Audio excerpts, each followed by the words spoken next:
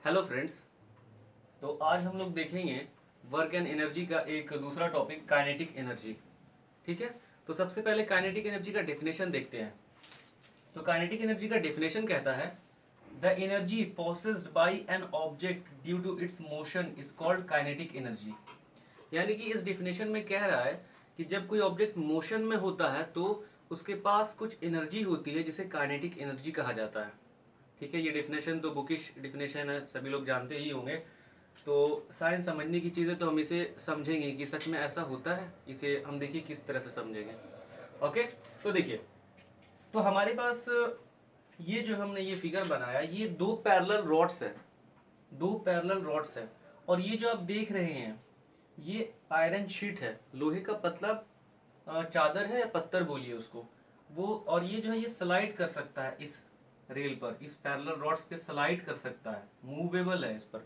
ठीक है, तो अब देखिए कैसे हम इस चीज को समझेंगे कि ये काइनेटिक एनर्जी कैरी कर रहा है ये ऑब्जेक्ट, इसके पास काइनेटिक एनर्जी है। कैसे इसको समझेंगे, तो देखिए सपोज करिए कि कोई आदमी है, एक बॉल को जिसका मास m है, माना कि वो उसका मास m है, कुछ मास होगा, हमने माना कि वो m है, v वेलोसिटी के साथ इस आयरन शीट की तरफ थ्रू करता है, फेंकता है। तेजी के साथ वो आ रहा है, आप इमेजिन कीजिए, कुछ वेलोसिटी है उसके पास, हमने मान लिया कि वो v है। ठीक है, तो ये बॉल जब इसे फेंका गया, इसका मास m था, कुछ v वेलोसिटी के साथ ये जा रहा है। जैसे ही ये आयरन शीट से टकराता है तो ये आयरन शीट पर कुछ फोर्स एग्जर्ट करता है, जैसे 2 न्यूटन 3 न्यूटन समथिंग। तो हमने जनरल फॉर्म में उसे F न्यूटन मान लिया कि F न्यूटन का फोर्स वो एग्जर्ट करता है आयरन शीट पर। ठीक है, करेगा ही, जाहिर सा बात है, वो तो करेगा ही। तो उसके बाद क्या होता है, जैसे ही ये बॉल इस पर फोर्स एग्जर्ट करेगा, चूंकि ये आयरन शीट मूवेबल है, इस पैरेलल रॉड्स पे मूव कर सकता है, तो इस फोर्स की वजह से वो क्या करेगा, वो इस डायरेक्शन में मूव करेगा, इस डायरेक्शन में कुछ डिस्प्लेसमेंट कवर करेगा वो। तो जनरल फॉर्म में हमने मान लिया कि वो डिस्प्लेसमेंट एस मीटर कवर करता है। ठीक है, तो ये चीज है। तो अब देखिए, ये बॉल इस पे फोर्स भी एग्जर्ट कर रहा है, और इस फोर्स की वजह से ये आयरन शीट डिस्प्लेस भी हो रहा है रॉड पर। यानी कि ये बॉल इस पे वर्क कर रहा है, फोर्स एग्जर्ट कर रहा है, और उस फोर्स की वजह से कुछ डिस्प्लेसमेंट वो आयरन शीट कवर कर रहा है। यानी कि ये वर्क कर रहा है, ये बॉल उस आयरन शीट पे वर्क कर रहा है। अब सवाल ये पैदा होता है कि अगर ये वर्क कर रहा है तो जरूर इसके पास एनर्जी होगी, क्योंकि बिना एनर्जी के कोई ऑब्जेक्ट या कोई भी चीज वर्क कर ही नहीं सकता है। एनर्जी के डेफिनेशन में ही है कि वर्क करने की कैपेसिटी को ही एनर्जी कहा जाता है। तो ये बॉल वर्क कर रहा है, इसका मतलब इसके पास कुछ एनर्जी है, तभी ये वर्क कर सकता है। यानी कि ये बात सही है कि जब ऑब्जेक्ट मोशन में होता है तो वो कुछ एनर्जी कैरी कर रहा होता है। यहाँ कैरी कर रहा था एनर्जी, इसीलिए ये वर्क कर पाया, नहीं तो नहीं कर पाता। अब ये बॉल टकरा के वापस गिर जाता है, रेस्ट पे चला जाता है। अब आप बताइए, बॉल रेस्ट पे रहेगा, कुछ वर्क कर पाएगा? कुछ भी नहीं कर पाएगा। इसका इसका मतलब यही होता है, ये बात बिल्कुल सही है कि कोई भी ऑब्जेक्ट जब मोशन में होता है, कुछ वेलोसिटी उसके पास होती है, तो वो एनर्जी कैरी कर रहा होता है।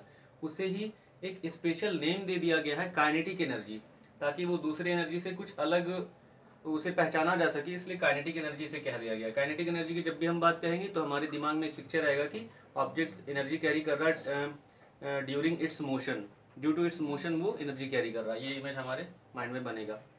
तो ठीक है, तो हमने समझ लिया कि काइनेटिक एनर्जी क्या होती है, और ये डिफिनेशन को भी हमने प्रैक्टिकल एक सिचुएशन से देखा।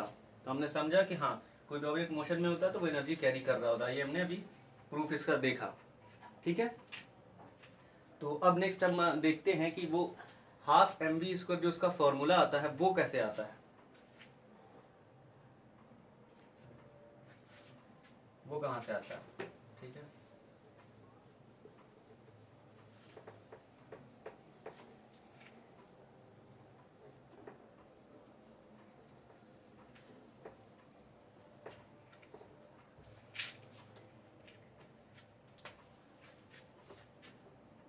तो देखिए,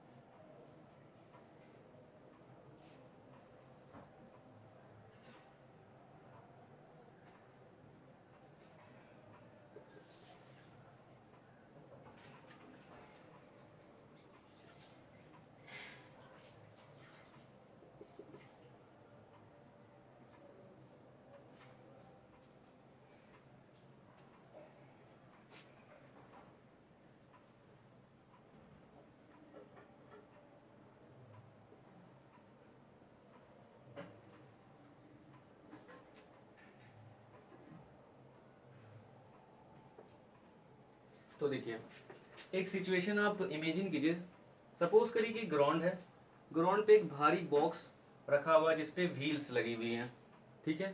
और ये आदमी क्या करता है, इस बॉक्स पे फोर्स एक्सर्ट करके इसे मूव करने की कोशिश करता है। तो ये कुछ कांस्टेंट फोर्स इस पे अप्लाई करता है, कांस्टेंट फोर्स जिसका मैग्नीट्यूड चेंज नहीं होगा। अगर वो दो न्यूटन अप्लाई कर रहा है तो 2 न्यूटन ही पूरा यहाँ तक करता रहेगा। और वो ये फोर्स इतना डिस्टेंस तक लगाते हुए इसको डिस्प्लेस करता है, एस डिस्प्लेसमेंट एस मीटर तक इसे डिस्प्लेस करता है। और यहाँ तक कांस्टेंट फोर्स ये टिल पॉइंट बी तक कांस्टेंट फोर्स एफ लगाता रहता है और डिस्प्लेसमेंट एस देता है। स्टार्टिंग में ये बॉक्स रेस्ट पे रहता है, यानी कि इसकी initial velocity u is to 0 है। और जब ये पॉइंट बी पर फोर्स लगाना छोड़ देता है तो उस पॉइंट पे जो वेलोसिटी कुछ तो होगी, तो हमने जनरल फॉर्म में v मान लिया है कि v वेलोसिटी है, ठीक है। अब ये देखिए ये कांस्टेंट फोर्स लगा रहा है, तो एक्सेलरेशन क्या होता है, फोर्स अपॉन मास, यानी कि मास तो ऑब्जेक्ट का हमेशा कांस्टेंट रहेगा। अब चूंकि फोर्स कांस्टेंट है तो ये एक्सेलरेशन भी कांस्टेंट हो जाएगा, यानी कि कांस्टेंट एक्सेलरेशन के साथ ये एस डिस्प्लेसमेंट इसको देता है ये आदमी, ठीक है। तो ये बात हो गई, यानी कि इसका लगातार स्पीड बढ़ते जाता है, इस पॉइंट पे इसका स्पीड बढ़ के इसका वेलोसिटी बढ़ के v हो जाता है। यहाँ पे ये फोर्स एक्सर्ट करना छोड़ देता है, तो हमें इस पर्टिकुलर पॉइंट बी पर इस बॉक्स के पास कितनी काइनेटिक एनर्जी है वो देखना है। इसी से हम समझेंगे कि वो हाफ एम बी स्क्वायर कैसे आया। तो हम चलो फाइंड आउट करते हैं कि इस पॉइंट बी पर कितनी काइनेटिक एनर्जी है इस बॉक्स के पास, ठीक है। तो एक बात तो आपको पता ही होगा कि एनर्जी एक फॉर्म से दूसरे फॉर्म में ट्रांसफॉर्म होती है, वर्क करके ही होती है। वर्क एक प्रोसेस है, वर्क एक तरीका है जिसके जरिए वो एक फॉर्म से दूसरे फॉर्म में ट्रांसफॉर्म होती है। तो इसके पास काइनेटिक एनर्जी का कब आया, जब इस आदमी ने इस पे वर्क किया तभी तो आया। जब ये वर्क नहीं कर रहा था तो ये तो रेस्ट पे था, इसके पास कोई काइनेटिक एनर्जी नहीं थी। जैसे ही इसने वर्क करना स्टार्ट किया, फोर्स लगाया, डिस्प्लेसमेंट दिया, तो इसके ये मूव करने लगा, कुछ वेलोसिटी आई, इसके पास कुछ काइनेटिक एनर्जी आ गई। अब यहाँ तक इस पॉइंट बी पर जो इसने फोर्स लगा के छोड़ दिया, यानी कि यहाँ तक इसने वर्क किया, ये force into displacement F into S इतना वर्क किया और छोड़ दिया यहाँ पर, यानी कि अब जो इस पॉइंट बी पर जितनी काइनेटिक एनर्जी आई वो किसके बराबर हो गई, जितना वो यहाँ से यहाँ तक ए बी तक लाने में इसमें जितना वर्क किया है उतनी काइनेटिक एनर्जी होगी। सिंपल कॉमन सा सेंस है, काइनेटिक एनर्जी जो भी आई इसके वर्क ही करने से तो आई है। तो इस पॉइंट बी पर जो काइनेटिक एनर्जी आएगी वो कहाँ से आएगी, जितना इसने वर्क किया है पॉइंट ए से पॉइंट बी तक लाने में, कितना वर्क किया, force into displacement F into S, इतना इसने वर्क किया। यानी कि kinetic energy is equals to work done, ठीक है, वर्क डन। अब वर्क डन बराबर क्या होता है, कांस्टेंट फोर्स लगा रहा था एफ इंटू डिस्प्लेसमेंट, इस फोर्स की वजह से जो डिस्प्लेसमेंट इसने कवर किया था वो था एस, इतना वर्क किया था ये। अब हम फर्दर एफ को क्या लिख सकते हैं, मास टाइम्स एक्सेलरेशन, तो m इंटू ए, इसको हमने लिख दिया, ठीक है। और डिस्प्लेसमेंट को क्या लिख सकते हैं हम, डिस्प्लेसमेंट को लिख सकते हैं v square minus u square upon 2a, ठीक है।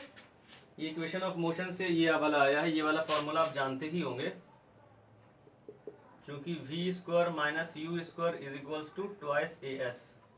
ये इक्वेशन ऑफ मोशन से हमने ये इक्वेशन उठाया, तो यहाँ से s का वैल्यू क्या निकल जाएगा, v square minus u square upon 2a, ये वैल्यू हमने पुट कर दिया यहाँ पर। अब देखें ये मल्टीप्लाई में है तो ये a इससे कैंसिल आउट हो जाएगा, 1/2 को हम बाहर लिख लेंगे तो ये हो जाएगा 1/2 m, और अंदर में क्या बचेगा, v square minus u square, ठीक है।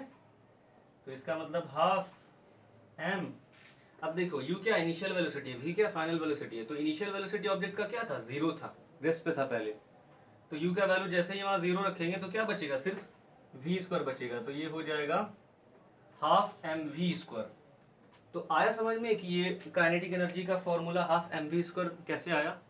ये जो हाफ एम वी स्क्वायर, ये जो काइनेटिक एनर्जी है, इस पॉइंट बी पर जो इसकी वेलोसिटी है इसकी वजह से है।